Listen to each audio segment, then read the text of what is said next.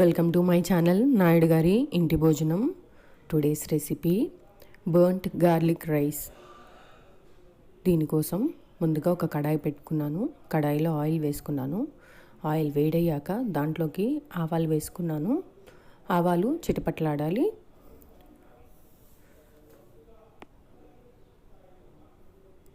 ఆవాలు చిటపట్లాడాక దాంట్లోకి ఒక 1 స్పూన్ వరకు నేను మినపప్పు వేసుకున్నాను. కొంచెం జీలకర్ర వేసుకున్నాను, ఒక పావు స్పూన్ అండి. దీంట్లోకి కొంచెం కరివేపాకు వేసుకుంటున్నాను. ఇది కొంచెం వేగిన తర్వాత ముందుగా నేను ఒక 10 నుంచి 15 వరకు వెల్లుల్లి రెబ్బలు తీసుకున్నాను. ఒక గ్లాస్ అండ్ హాఫ్ రైస్ వరకు నేను తీసుకుంటున్నాను. 1.5 గ్లాస్ రైస్కి నేను ఒక 15 వరకు వెల్లుల్లి రెబ్బలు తీసుకొని కచ్చా పచ్చాగా దంచుకున్నాను. ఇదిగోండి చూడండి, ఒకసారి ఇలా కచ్చపచ్చగా చేసుకున్నాను. అంతే, మిక్సీ పట్టొద్దండి, ఊరికే అట్లా కచ్చపచ్చగా దేంతోన్నా చెత్త కొట్టుకోండి.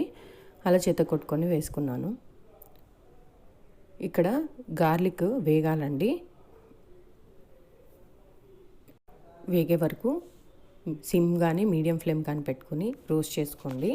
మీరు గార్లిక్ డైలీ కన్జ్యూమ్ చేస్తే మంచిదని చాలామంది పచ్చి గార్లిక్ తింటారు కదా. పచ్చి గార్లిక్ చాలా మంచిదండి కంపేర్ టు రోస్టెడ్.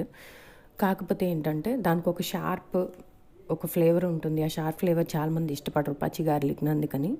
సో మీరు ఈ టైప్లో అయినా సరే గార్లిక్ రైస్ అని లేకపోతే ఆవకాయల్లో ఉన్న గార్లిక్ని తీసుకొని కన్జ్యూమ్ చేయడం కానీ చేసినా కూడా మీకు ఆ షార్ప్నెస్ తగ్గుతుంది. గార్లిక్లో ఉన్న గుడ్ క్వాలిటీస్ కూడా మీకు అందుతాయి. సో గార్లిక్ ఏం చేస్తుందో మీకు తెలుసు కదా, అది కొలెస్ట్రాల్ లెవెల్స్ని తగ్గిస్తుంది. It's good for skin. కొన్ని క్యాన్సర్స్కి కూడా మంచిదని అంటుంటారు. అండ్ ఆల్సో అది బ్లడ్ని థిన్ చేస్తుంది అండ్ బ్లడ్ క్లాట్స్ ఫామ్ అవ్వకుండా చేస్తుంది. So it's very nice to have in your meals everyday.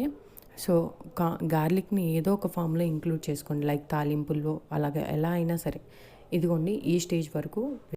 ఇప్పుడు దీనిలోకి ఒక 1.5 స్పూన్ వరకు నేను కారం వేసుకుంటున్నాను. కారము నేను 1.5 గ్లాస్ వరకు రైస్ తీసుకున్నా అండి, దానికి సరిపడా కారం అండి అది. నా కారం అంత ఘాటుగా ఉండదు. సో మీ ఘాటుకు తగ్గట్టు కారం వేసుకోండి.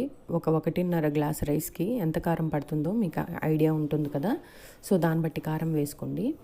సో ఇది ఇలా డైరెక్ట్గా మీరు ఇక్కడి వరకు ఆపేసుకొని ఇది స్టోర్ చేసుకున్నా కూడా బాగుంటుందండి. రోజు వేడివేడి అన్నంలో ఒక ముద్ద వేసుకొని కొంచెం నెయ్యి వేసుకొని తింటే కూడా బాగుంటుంది. లేదా కొంచెం రైస్ వేసేసి కొంచెం సేపు దమ్ముకి పెట్టుకున్నా కూడా బాగుంటుంది. రెండిట్లో ఎలా అయినా ట్రై చేయొచ్చండి. సో నేను మీకు ఇవాళ రైస్తోనే చెప్తున్నాను. ఆ గార్లిక్ ఇంకొకలాగా చేసుకుంటారు, కానీ ఆ ఫ్రైని అంటే ఇదే ఫామ్లో చేసుకుంటారని కాదు, బట్ స్టిల్ ఆ స్టేజ్లో ఆపేసుకుంటాము. సో ఒకసారి చూడండి, ఇలా మిక్స్ చేసుకొని ఈవెన్గా మొత్తం ఆ గార్లిక్ అంతా రైస్కి మంచిగా పట్టుకునేలాగా కలుపుకోండి. దీంట్లోకి సాల్ట్ కూడా చెక్ చేసుకోండి ఒక్కసారి. కొంచెం రైస్ కలుపుకున్నాక మీకు ఐడియా వస్తుంది సాల్ట్ ఎంత పడుతుందో. చూసారు కదా, ఇలాంటి రైసెస్ మనకి హెల్త్ని ఇస్తాయి and the same time saviours అండి. ఇవి ఎర్లీ మార్నింగ్ చేసుకోవటానికి, లేకపోతే ఏమీ చేయలేమో మనకు ఒంట్లో బాగాలేదు అనుకున్నప్పుడు ఇలాంటివన్నీ చేసుకోవచ్చండి. చాలా కొంచెం నోటికి కూడా బాగుంటాయి.